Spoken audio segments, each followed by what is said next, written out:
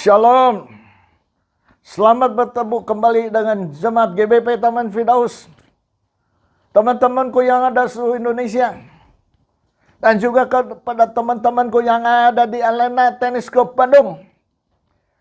Hari ini saya akan berbagi kepada kita, yaitu judulnya, dosa yang tidak mendatangkan maut. Hebat saudara. Saya ingin tahu kan, kok dosa tidak membawa kepada maut itu bagaimana ceritanya saudara. Saya akan membacakannya. Di 1 Yohanes 5 ayat 16 sampai 17. 1 Yohanes 5 ayat 16 sampai 17. Kalau ada seorang melihat saudaranya berbuat dosa, itu dosa yang tidak mendatangkan maut. Berdosa tapi tidak mendatangkan maut. Hendaklah ia berdoa kepada Allah. Maka dia wajib untuk berdoa kepada Allah. Dan dia akan memberikan hidup kepadanya. Dan Allah akan memberikan kehidupan kepada orang yang berdosa. Karena tidak mengalami maut. Yaitu mereka yang berbuat dosa. Yang tidak mendatangkan maut. Ada dosa yang mendatangkan maut. Tentang itu tidak kukatakan bahwa ia harus berdoa. Jadi kalau orang berdosa mendatangkan maut, nggak perlu didoakan lagi. Karena itu keputusan Tuhan sendiri. Tetapi ada yang berdosa tapi tidak mendatangkan maut. Itu perlu didoakan. Supaya apa? Supaya dia itu hidup kembali. Dihidupkan oleh Tuhan sendiri. Kalau kita mendengar sepertinya agak aneh. Tapi saya juga agak aneh. Tapi saya selidiki. Kenapa sih? Apa itu dosa yang tidak membawakan maut? Apa itu dosa yang membawakan kepada maut? Di Galatia 6 ayat 7 mengatakan, jangan mempermainkan Tuhan. Jadi kita nggak boleh mempermainkan Tuhan. Ingat baik-baik saudara. Walaupun dosa tidak mengalami maut, tetapi saudara tidak boleh mempermainkan Tuhan.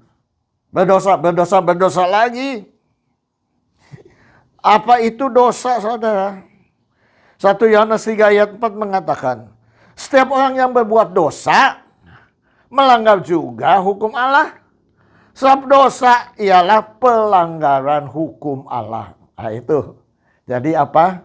Dosa itu pelanggaran hukum Allah. Saudara melanggar hukum Allah? Firman Tuhan mengatakan ampunilah, ampuni. Saudara tidak mengampuni, itu melanggar firman Allah. Ada seorang yang kehausan. Harusnya kau memberi minum. Tapi engkau tidak memberi minum kepada dia. Engkau sudah berdosa bagi dia. Bayangkan aja, itu dosa. 1 Samuel 15 ayat 24 mengatakan demikian. Berkatalah Saul kepada Samuel, aku telah berdosa, sebab telah kulangkahi titah Tuhan dan perkataanmu.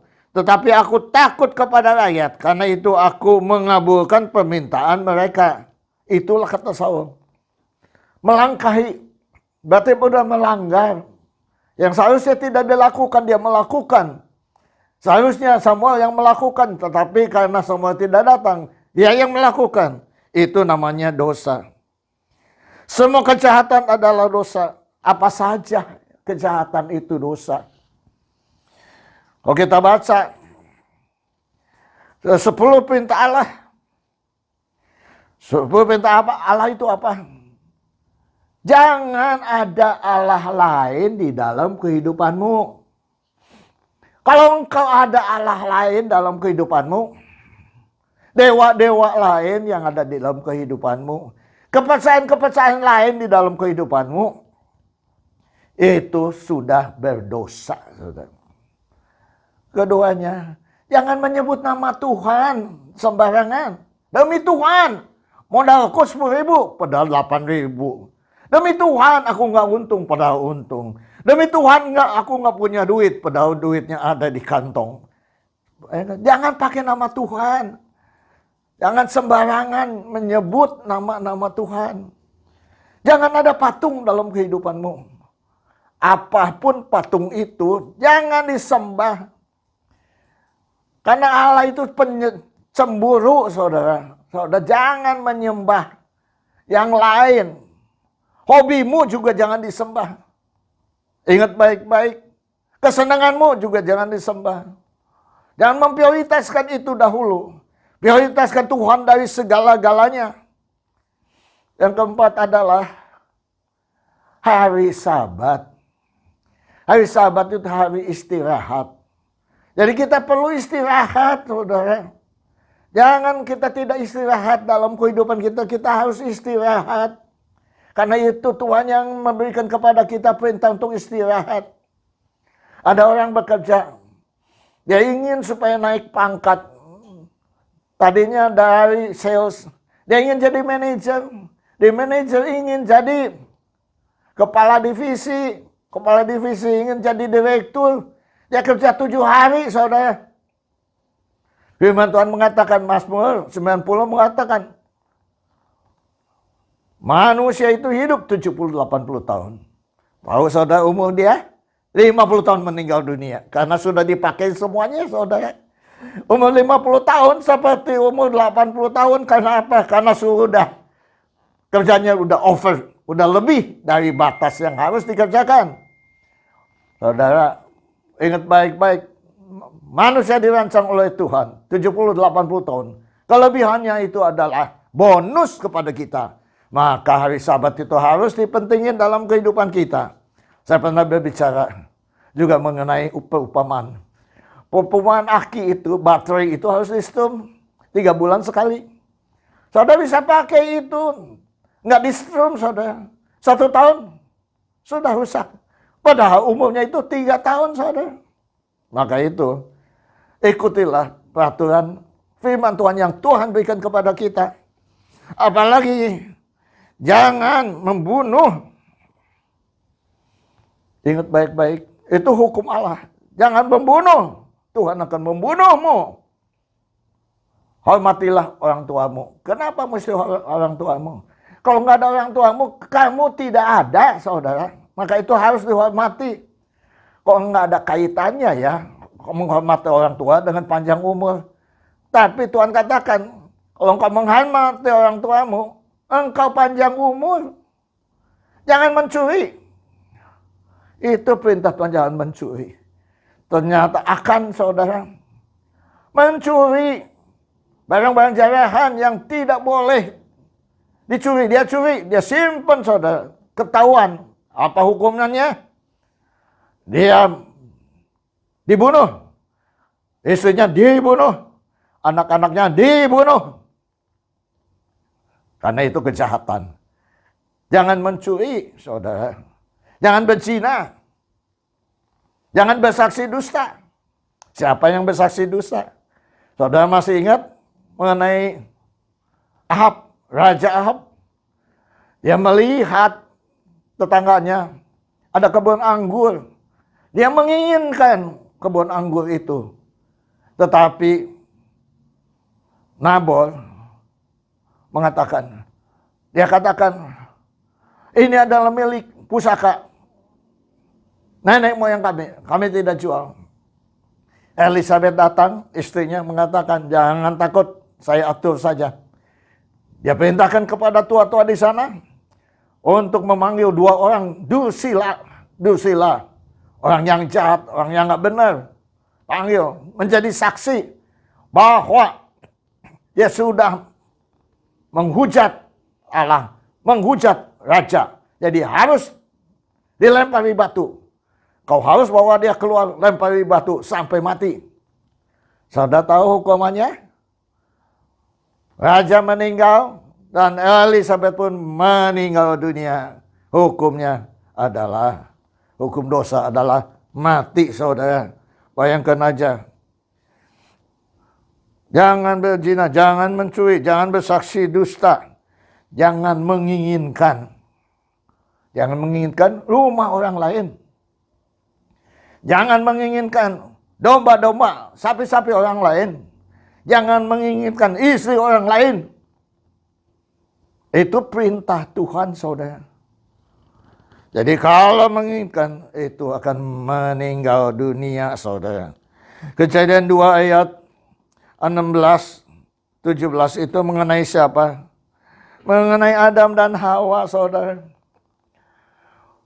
Tuhan sudah perintahkan supaya pohon pengetahuan hidup jangan dimakan. Tetapi dia memakannya. Saudara, kenapa dia memakannya? Karena dia tidak taat. Kenapa dia tidak taat? Karena dia tidak percaya. Begitu juga kita ini datang ke gereja, banyak kita tidak percaya mengenai pengetahuan baik dan buruk. Bayangkan aja. Kita datang ke gereja pun kita melanggar peraturan karena kita kurang percaya. Kita tidak percaya sehingga kita tidak taat, saudara. Kenapa Kain tidak taat? Tidak percaya, padahal sudah di warning, sudah diperingatkan oleh Tuhan. Apakah engkau panas hatimu dan muram mukamu? Kenapa engkau tidak berseri dan melakukan yang baik? Dosa telah mengintip di pintu untuk menerjang kepada dia. Tapi apa yang dilakukan Kain? Diajak adiknya dan dibunuh, saudara. Bayangkan aja. Kenapa pelanggaran? Tidak percaya. Kita juga orang-orang Kristen ingat baik-baik. Jangan jadi orang yang tidak percaya dalam kehidupan kita. Yunus demikian juga. Tuhan berfirman kepada Yunus supaya memberitakan firman Tuhan kepada orang Niniwe. Tapi apa yang dilakukan Yunus? Yunus 1 dan 2. Apa yang dilakukannya? Dia mau melarikan diri dari perintah Tuhan. Kemana? Dia ke Yafo. Di Yafo ada kapal untuk ke Tarsis. Dia pergi naik kapal ke Tarsis. Menghindari Tuhan. Menjauhi Tuhan. Tahu apa yang terjadi? Badai datang. Gelombang badai menghancurkannya. Waktu badai datang, kapalnya hampir tenggelam. Mereka membuang undi. Siapa sebetulnya di sini ada yang berdosa? Ternyata kedapatan siapa yang berdosa? Yunus yang berdosa. Akhirnya dikatakan, bagaimana aku menghukum kau? Lemparkan aku aja ke laut. Dilempar ke laut. Sehingga kapal itu reda kembali. Angin ribut reda kembali. Tetapi dia masuk ke mulut ikan 3 hari 3 malam, saudara. Bayangkan aja hukuman Tuhan.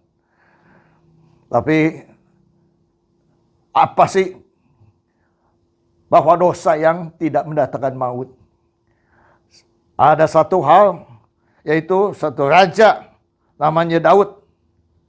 Raja Daud, saudara, melakukan apa? Di 2 Samuel 11 dan 2 Samuel 12. Kita membaca mengenai cerita Daud. Daud berzina dengan Bathsheba. Dan perintahkan Uria untuk pergi ke medan perang dan mati, saudara. Singkatnya demikian. Saudara, Daud berdosa enggak? Berdosa.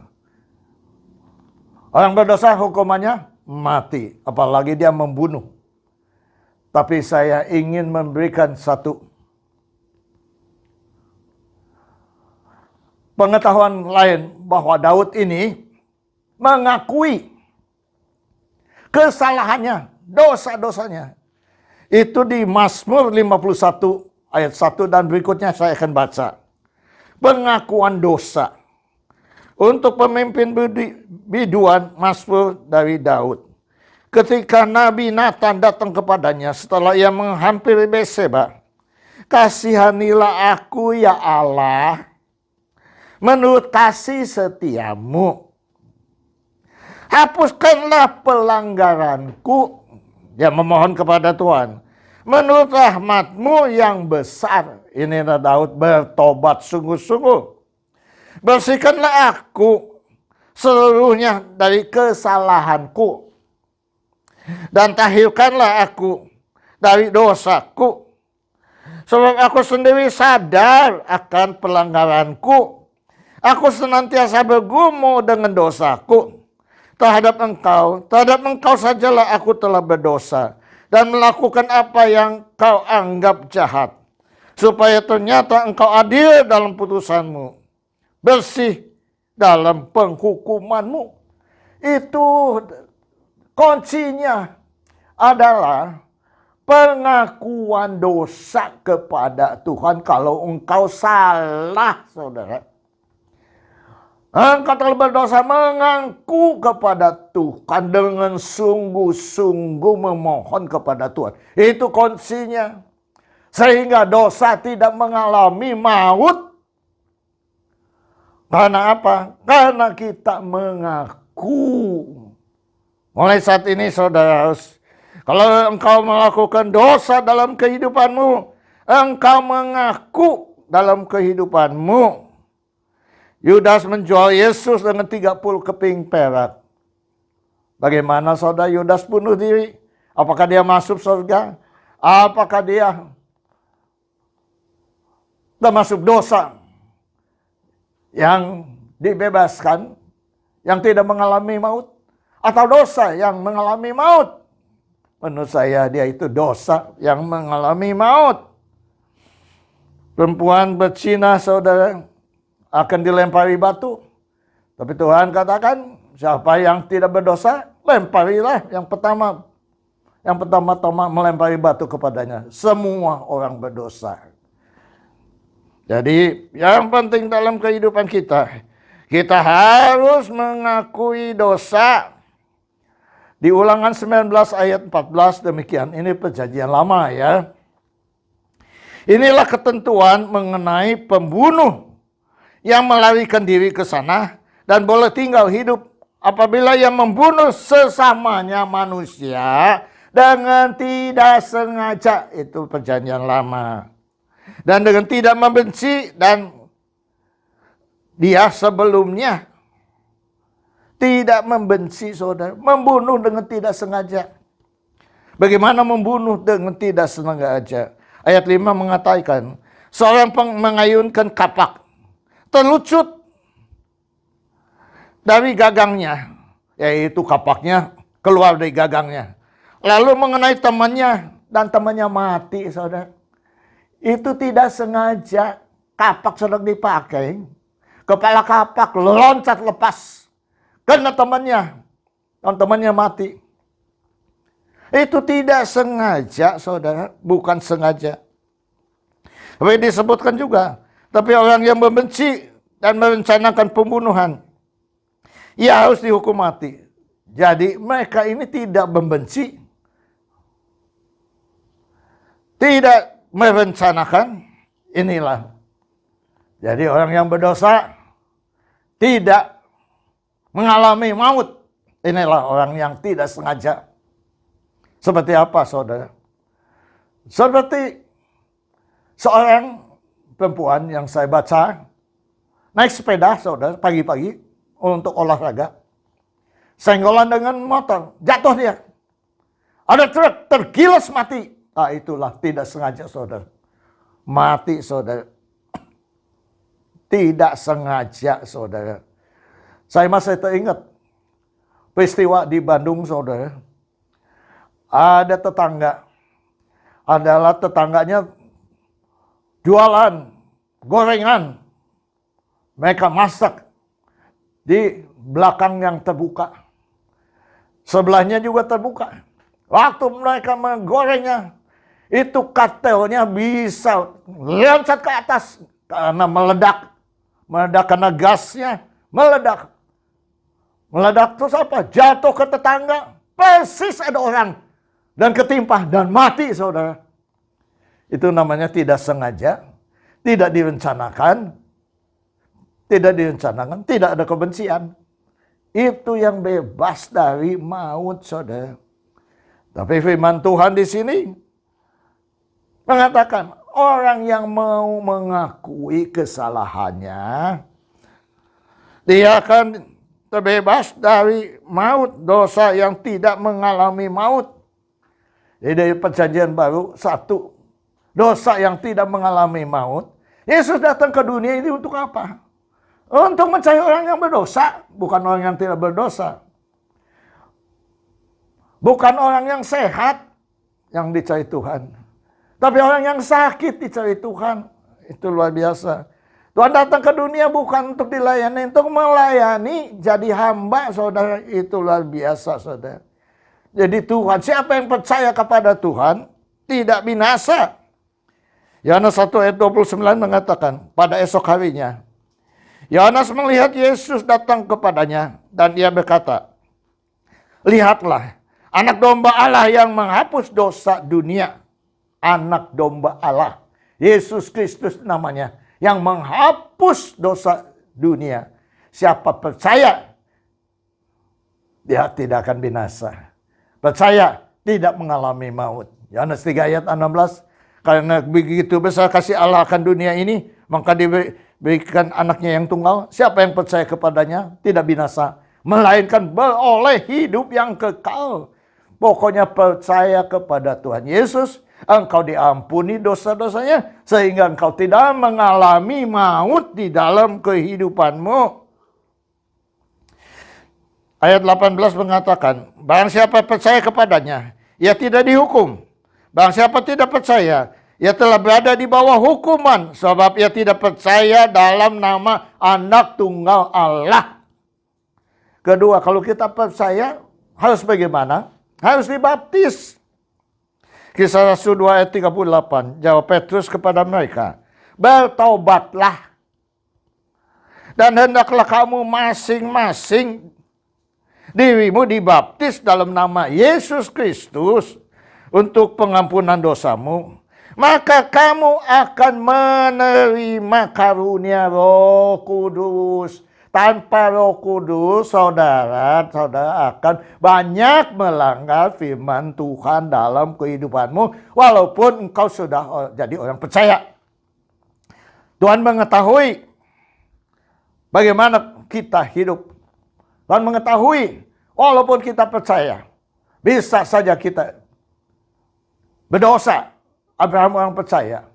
Ya berdosa enggak? Berdosa, dia tidak mengakui istrinya, bahwa istrinya itu adalah adiknya. Itu dosa enggak? Dosa, saudara.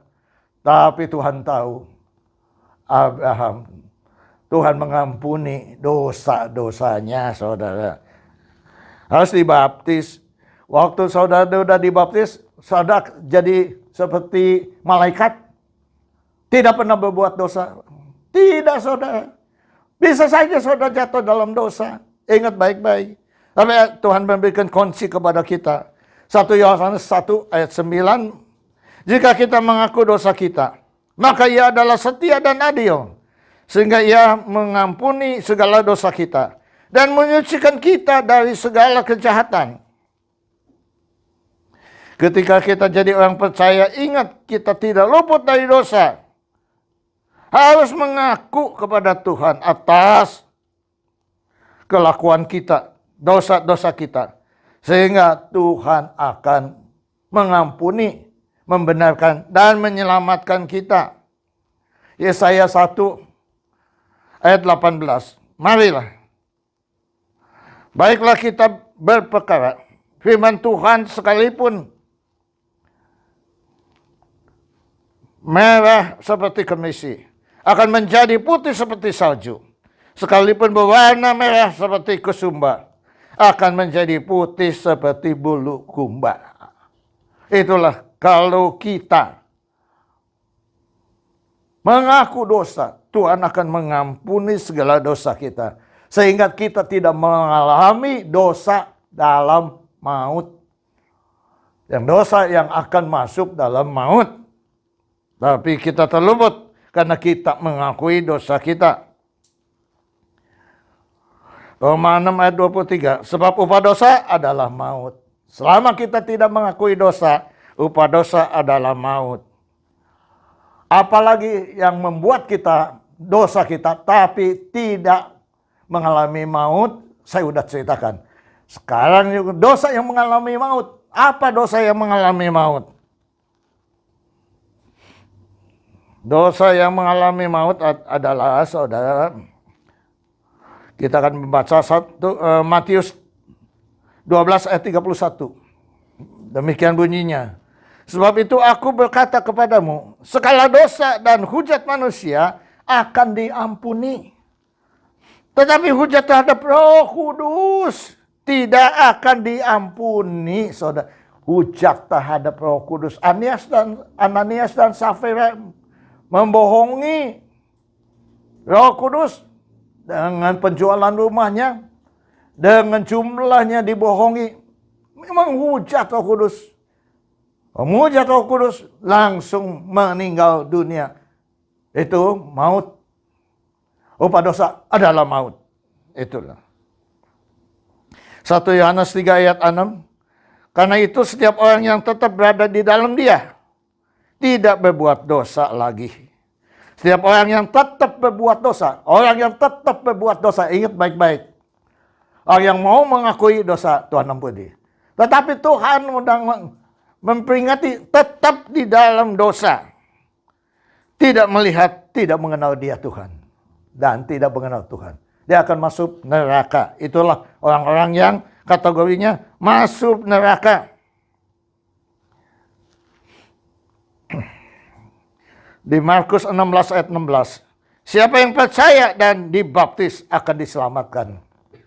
Siapa yang percaya harus dibaptis. Tanda kepercayaan kita. Tetapi ya siapa yang tidak percaya akan dihukum. Seperti tadi yang saya katakan. Orang yang tidak percaya. Tetap di dalam dosa. Tidak mau berubah. Dia akan masuk neraka. Masuk maut. Orang yang hidup dalam daging. Tidak mau berubah-berubah. Galatia 6 ayat 8. Dia akan, dosanya akan mengalami maut. Ibrani 10 ayat 26. Sebab jika kita sengaja berbuat dosa, sesudah memperoleh pengetahuan tentang kebenaran, maka tidak ada lagi korban untuk menghapus dosamu. Yesus sekali menebus dosa-dosa kita. Kalau kita sudah pengetahuan, kita sudah tahu Alkitab, kita berbuat dosa, menjadi hamba dosa. Sudah tidak ada lagi korban untuk menebusmu. Berikutnya adalah 1 Samuel 12 ayat 20. Jangan berhenti mengikuti Tuhan. Itu yang penting, saudara. Saudara jatuh, saudara bangun, mengakui dosa sama Tuhan. Tuhan ampuni, Tuhan ampuni, Tuhan ampuni. Tapi ingat, jangan mempermainkan Tuhan. Waktu engkau belum minta ampun, saudara sudah meninggal dunia, saudara masuk neraka. Puji Tuhan. Mulai hari ini saudara tahu bagaimana hidup dalam hidup kita. Kita nggak boleh sombong. Kita rendah hati. Kalau kita salah, kita mengakui kesalahan kita kepada Tuhan. Kita harus mengaku. Pentingnya itu mengaku. Kalau orang mengaku itu jujur. Orang mengaku itu nggak sombong. Sepertinya orang lain nggak tahu. Tuhan tahu kesalahanmu. Tuhan tahu dosa-dosamu. Maka itu di hadapan Tuhan itu harus jujur. Seperti anak kecil di hadapan Tuhan. Polos, jujur. Dengan itu kita akan terhindar dari dosa yang mengalami maut. Dan kita beralih kepada Tuhan. Karena berbalik dari dunia kepada Tuhan. Kita dibaptis sesuai dengan firman Tuhan. Yang menyatakan orang percaya harus dibaptis. Kita dibaptis. Berbalik kepada Tuhan. Hidup yang tadinya dari daging, hiduplah menurut Roh Kudus dalam kehidupan kita. Dan kita tidak akan mengalami maut dalam dosa-dosa kita. Karena kita telah meminta ampun kepada Tuhan. Kita telah mengakui dosa-dosa kita kepada Tuhan. Sehingga kita diampuni dan dosa itu tidak mengalami maut dalam kehidupan kita. Sekian, terima kasih, Tuhan memberkati. Pada hari ini adalah perjamuan kudus bagi kita.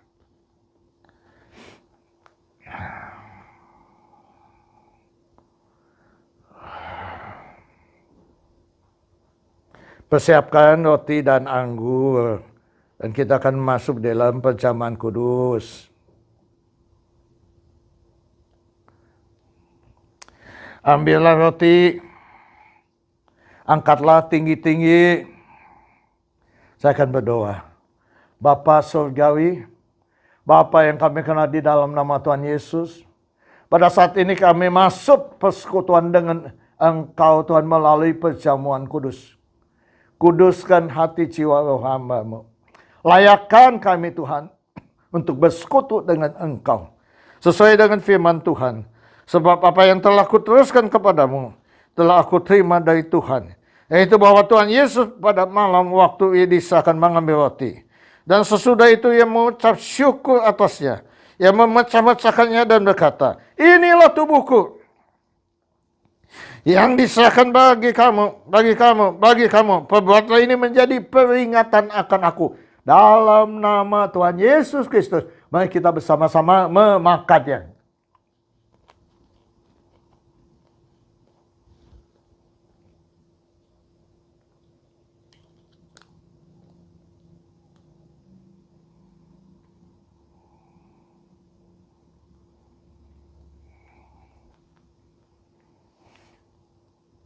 Angkatlah anggur ini tinggi-tinggi.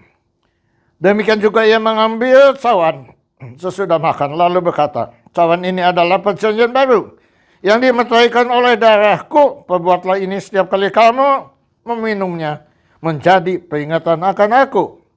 Sebab setiap kali kamu makan roti ini dan minum cawan ini, kamu memberitakan kematian Tuhan sampai ia datang untuk kedua kalinya. Hanya dalam nama Tuhan Yesus. Mari kita bersama-sama untuk meminumnya.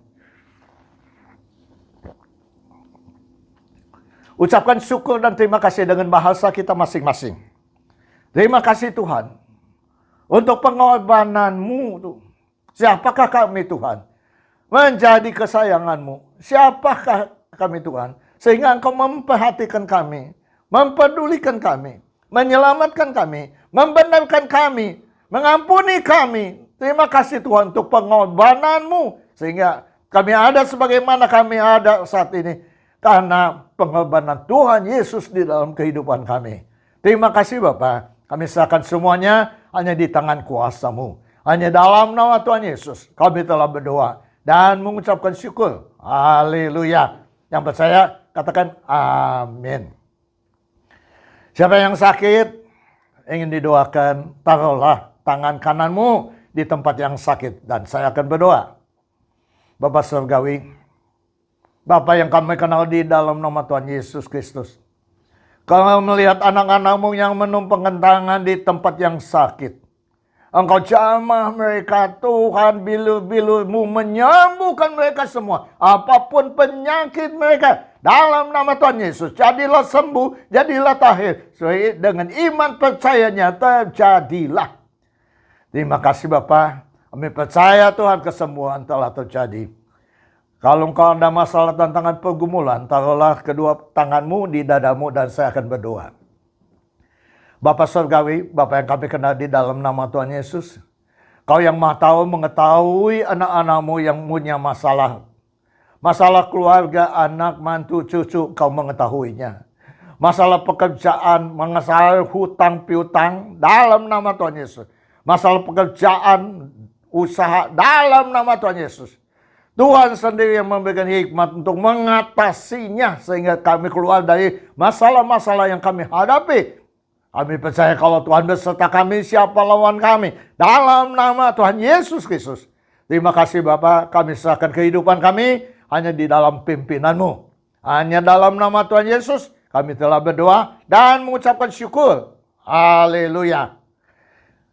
Kita akan angkat kedua belah tangan dan kita akan menutup pertemuan ini. Terima kasih Bapa. Kalau engkau telah menasihati kami, telah berbicara kepada kami, kami percaya.